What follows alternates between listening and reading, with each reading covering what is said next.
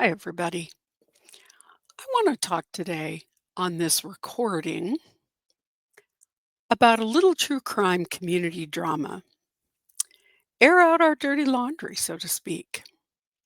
There is a particular YouTube creator who is stirring up lots of drama by weaponizing the law and law enforcement to target her competition. She can't do that. You know how I know? Because I studied the Constitution and defamation law in law school. Remember, I'm a lawyer. So let's talk about defamation and free speech. The U.S. Constitution and all 50 states protect speech. Congress shall make no law abridging the freedom of speech or of the press. That's in our First Amendment. Free speech is so important that there are literally hundreds of cases reiterating the right of citizens to speak freely. Now, the courts have put some guardrails up around speech. For example, you can't yell fire in a crowded theater. It's not a violation of your free speech to prohibit obscene content from being distributed to people under 18, and you can't threaten someone with violence. However, in 2023 in Counterman versus Colorado, the US Supreme Court wrote, although threats of violence are outside the bounds of the First Amendment protection, the First Amendment requires proof that the defendant had some subjective understanding of the threatening nature of their statement. In other words, it's not enough for the complainer to say they felt threatened. Although most of the cases deal with when the government can curtail free speech, all those rulings apply to private citizens as well. So, what recourse does someone have? Well, it's a suit for defamation.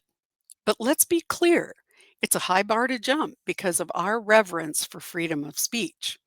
In order to prove defamation, a plaintiff has to prove that the content was untrue and the defendant knew or should have known that it was a lie. Even at that, if the person is a public figure, say a person with 317,000 YouTube followers, that plaintiff has to prove actual malice. So here's the factual story. There's a YouTube creator who's a mean girl. When she's feeling threatened by someone else's success, she goes on the attack, just like some of your old middle school friends used to do. I appeared on this creator's show for nearly a year as her legal expert. I liked doing it and I thought we had become friends. However, when some of her early followers started saying that they only tuned in to hear my legal analysis, she decided to end our association. It was her right, and I said nothing about it. When people asked me why I was no longer on her channel, I either didn't answer or I suggested that they ask her directly. For 3 years, I stayed quiet, took the high road, and kept keeping on. I wrote a book about a true crime case. In early 2024, this creator somehow got a copy of an early version of my manuscript. And unbeknownst to me, and without my permission, she distributed my copyrighted material to her followers.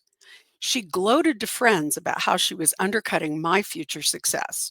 She also began contacting my publisher, bombarding them with demands and claiming that I had plagiarized her materials, trying to interfere with my business relationship with my publisher. Then in May of 2024, someone sent me a copy of the email she sent out to followers with my manuscript attached. The person said they wanted me to know because they didn't think it was right. And when the creator found out, she immediately called the police to report that the person who'd sent me the email was the culprit. This creator claimed that that person had hacked her computer to send out my book. This is this creator's MO. When they realize that they've screwed up, they lie, they shift attention, they weaponize the police, and she plays the victim. During CrimeCon this year, she swore out a stalking order against one of her former friends, who's also a true crime creator. As a result, that person was unable to attend the event she'd paid for, and at one point was humiliated by being escorted out of the hotel by bar police. The hearing for that stalking order was started and it then continued until October. In the meantime, the judge told the complaining creator that it is not stalking just because someone says mean things about her. This creator is not a victim. Her followers are. The people who believe she is a lovely person with a heart for crime victims are the real victims. The real victims are the victims of the crime victims who trusted her while she said vile things about them behind their backs. The people who are on fixed incomes who still find a way to send her a few dollars every month, they're the victims. So, ma'am, it's not defamation if it's true. And it's not stalking just because you don't like it when people tell the truth about your vicious, unethical, dishonest, and unkind behavior. You're running scared because you're afraid that the 317,000 people who support your way of life might finally learn the truth about you, and you might lose your cushy lifestyle.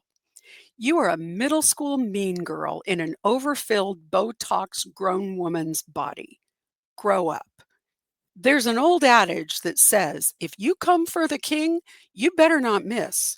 When you start weaponizing the law to destroy your competition, you better be right, because there are a lot of us out there who actually know and understand the law.